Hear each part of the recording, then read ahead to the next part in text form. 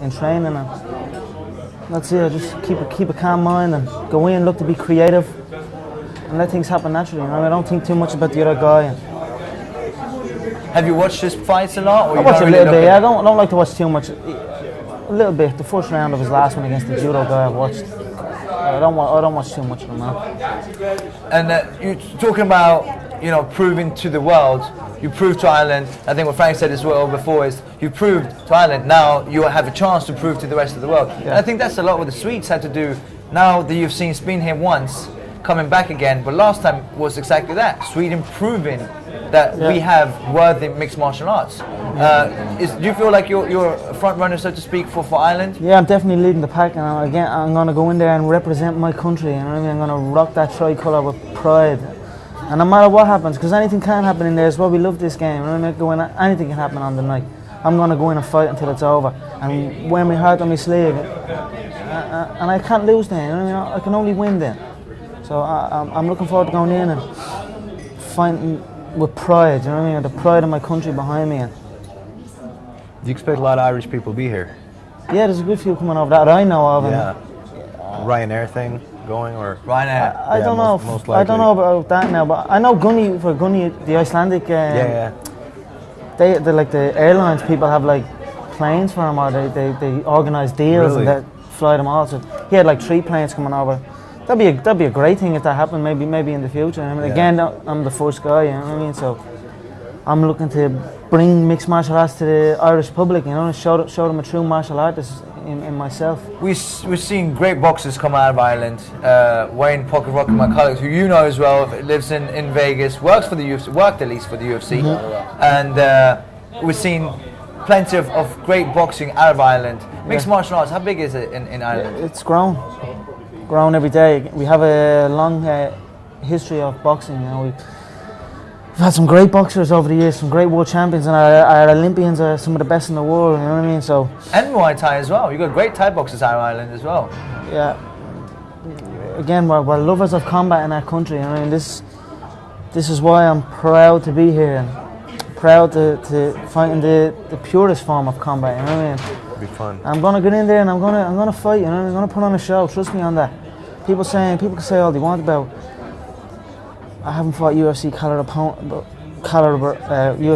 opponents, but I am a UFC caliber opponent. You know what I mean? Yeah. So I'm gonna go in and I'm gonna prove that, and it's gonna be fun. I'm looking forward to it. So are we. Yeah, we're looking forward. That's like we said. It's one of the fights we're looking forward to. Yes, Bruno, cage rage, right? Cage Warriors. Cage Warriors. Yeah. You'll find Cage Rage or Cage Warriors? Cage Warriors. Cage Warriors as well? We have the same show, Yeah. So, what's it like? Have you fought in England before? Have you fought in Ireland? No, I fought in Wales. Wales, England, but I haven't fought very in well. Ireland. Yeah. Done real good. They're gonna have a show in July. June 1st. Cahill is defending his belt. Yeah. May, June, and July. It's May 3rd, May 4th, June. Oh, they have serious amount of shows. Now, Cage Warriors is a top quality promotion. You know, like Frank said earlier about Irish opponents, and I beat Irish opponents and what he said something like that. But you know what I mean, the top quality opponents, guys that are on Cage Warriors, they're not just Irish opponents. You know what I mean? Bruno's a top quality opponent that fights in Cage Warriors. Guys that have come from Cage Warriors have had the Cage Warriors title: Mike Bisping, Dan Hardy, Bigfoot Silva, Ross Pearson. A lot of UFC guys, you know what I mean? And I've gone in and I've held 2 belts at the same time. Held the lightweight belt, 155 pound, and the featherweight belt, 145 pound. At the same time? At the same damn time, yeah. So you know what I mean? You like to fight. And I never fought an Irish guy for those belts, you know what I mean? So I've been fighting.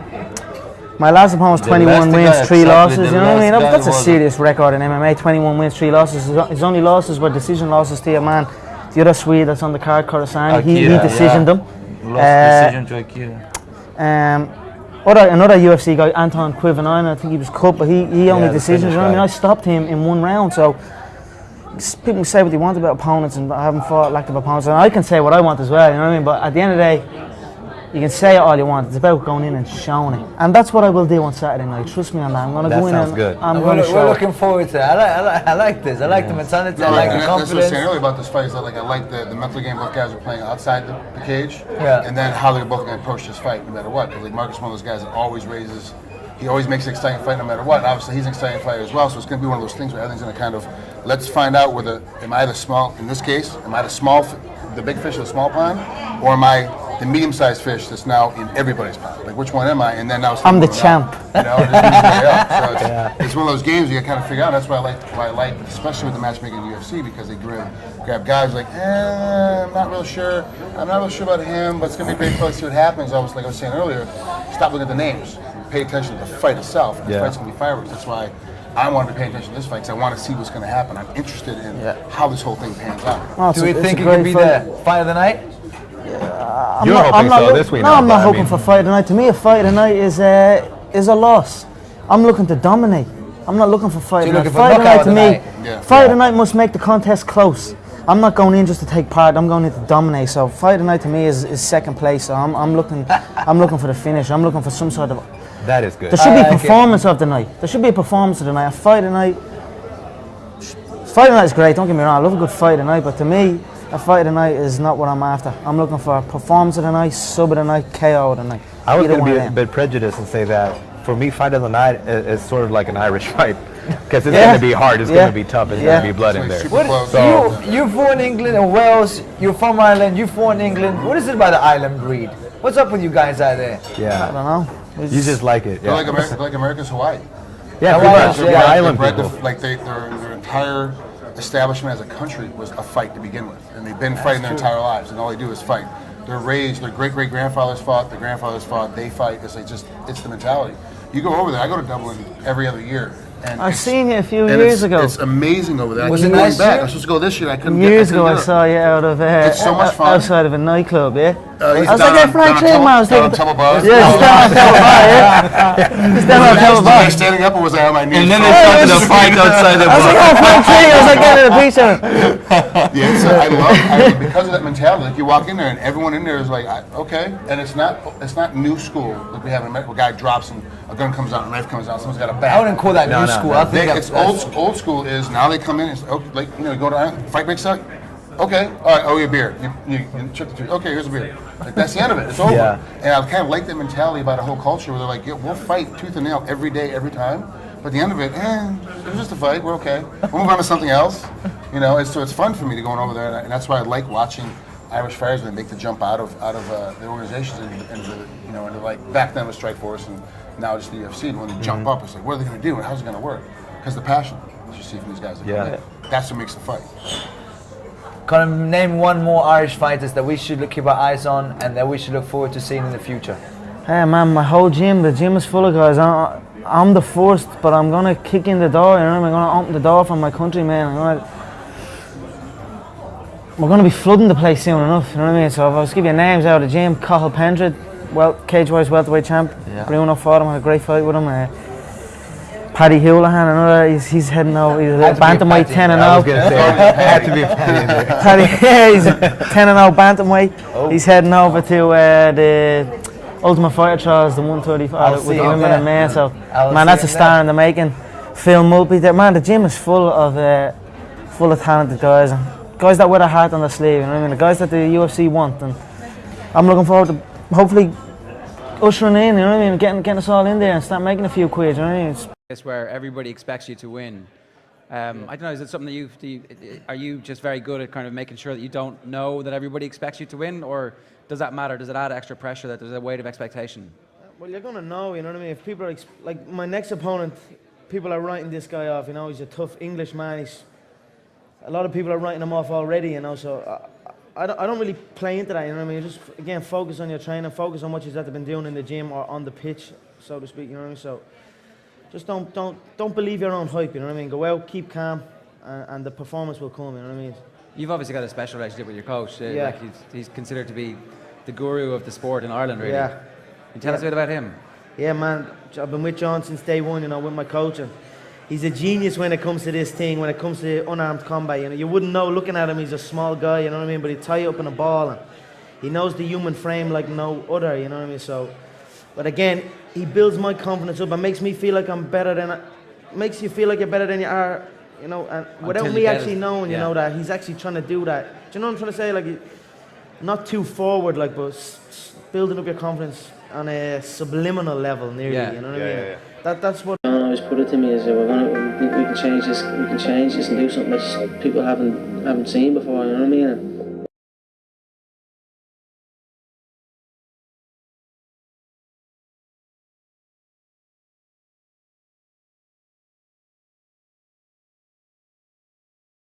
Talent. He wasn't necessarily more talented than anybody else, and I trained some pretty high-level athletes before I met Conor as well. But what made him a little bit different was I could see right from the beginning he was very curious about how jiu-jitsu worked and how martial arts worked.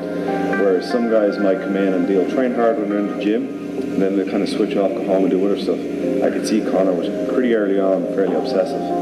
He would be always thinking about it outside of training, and when he came into training he always had kind of interesting questions, or he was always questioning what I would show him, and he'd maybe come up with his own way of doing things. So as a coach I've noticed that over the years that the guys who tend to get better quicker are ones that are thinking about it a lot more.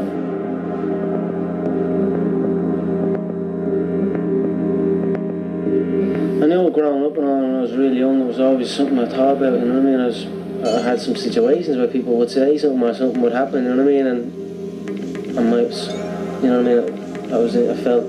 I felt like I needed to be able to defend myself, you know what I mean? You know, if you're walking down the street and something happens and someone starts something, you know what I mean? I walk by a group of people and they're saying something and things like that happened a few times, you know what I mean? And I said, right, yes, I'm going to go and train. If anyone says that to me, then they're going to know about it, you know what I mean? That's how I started. I remember walking back from school, walked by a load of blokes, some load of youngsters, and I was just on my own, little kid, my school bag on. And he started saying something or whatever, and I just turned away, and then he came running at me, and I just ran off. There was about 6 of them. So instead of going and bringing my school bags, I emptied out all my school bags, and I had like a dumbbell, you know, a weight off a dumbbell.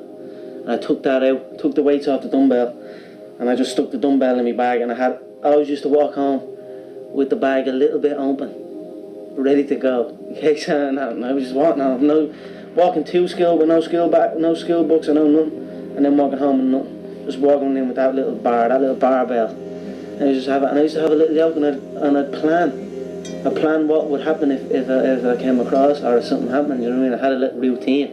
Like even there used to be a punch bag at the back, and instead of going out and punching it, I used to go out and hit it with the barbell. Just like that, because I knew it was a big solid steel bar. I just wanted to hit them enough so I could get away and get myself to safety. I just got into it, not really, I didn't care about sport. Like, I don't care about sport fighting, I still really don't.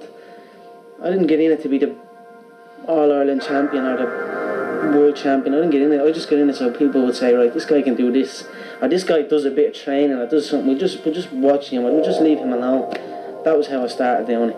And then, turns out, I was good at it, you know what I mean? And that's it, I just got lost in it then, and it became more than just that. I met Tom Egan, who was the first Irish guy in the UFC 93 when they came to Dublin. He used to teach me how to grapple, I used to teach him how to box, and we'd have a little scrap at the end of it. And then we were doing that for a while. I'd stay up here from Friday, Saturday, Sunday, and then come home. And then we found out he knew about John's, or had heard about John Kavanagh's straight back gym, and you can go and actually train properly in a gym, like not just in a shed, which is what we were doing. Yeah, Conor, like at the beginning he went through a really good spell. He was competing well, he was training hard. And then he gets to get into those kind of late teens, problem years, when he was 18, 19, 20, and maybe he went a little bit off-road, and we kind of missed him for about a year in the gym. And that's it, I just was in and out of the gym, and I'd come, I'd fight, then I'd off for 2 months, then I go back, you know what I mean? That was the kind of relationship I had. And then one time, my first loss, he put me as the headline of one of the shows, John did.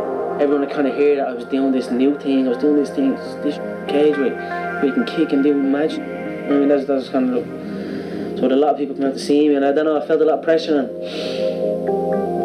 it was funny because where my mind was then, and I was kind of like anticipating a loss, you know what I mean? You nearly know when, you nearly tell yourself if you're going to win or lose, and these are the first time, but those losses kind of helped me realise about the mental side of things, and compared to what way I am now, compared to what way I am there.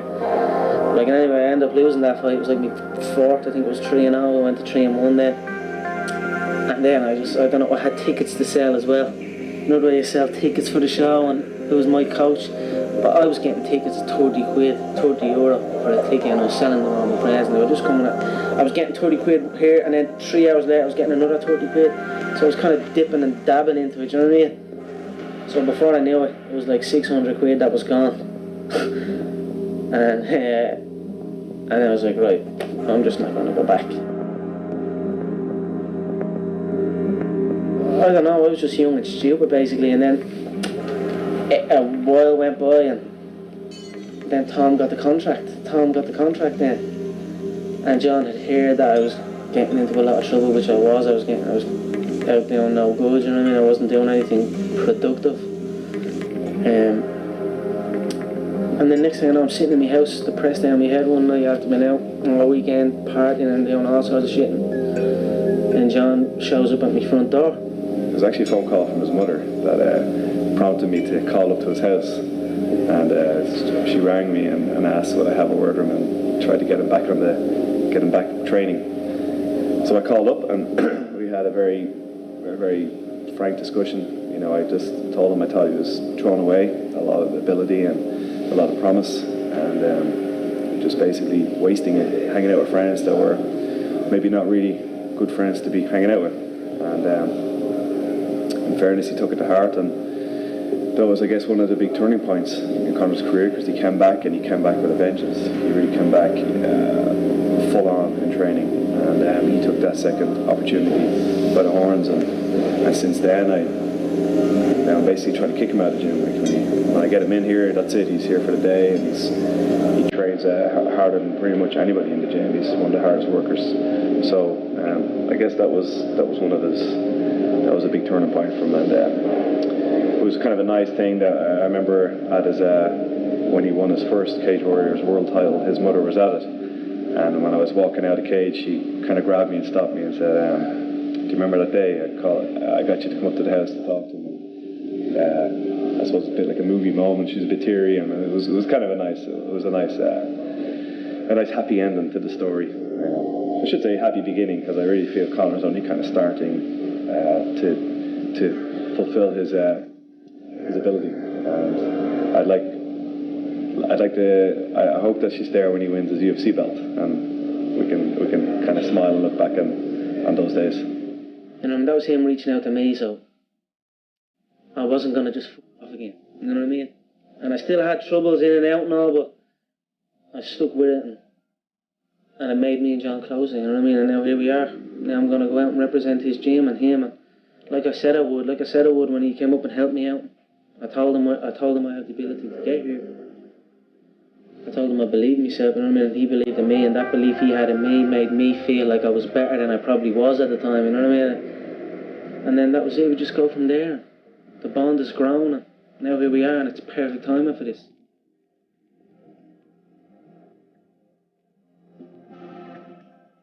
Yeah, man, Gunny's been an inspiration, you know, he's been an inspiration to all of us, the way he approaches things. And I've definitely taken a lot from Gunny, you know what I mean? And getting to train with him has been great.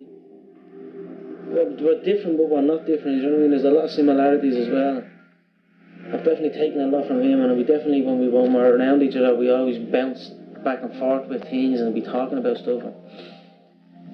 And seeing his success, you know what I mean? I could see myself in there as well, you know what I mean? Before, but again, it's like everyone saw where he was going. Everyone saw where I was going. I think what Conor's going to bring a little bit different to MMA that people haven't seen before, and I would say the same with his teammate Gunnar Nelson, is that they're both obsessive about improving their skill set. There does seem to be a trend in mixed martial arts to get to a pretty good level, striking and grappling, and then when you're at that level, stop learning, and instead just focus on like sparring and fighting really, really hard, lifting loads of weights and taking supplements and just trying to get bigger and stronger and faster.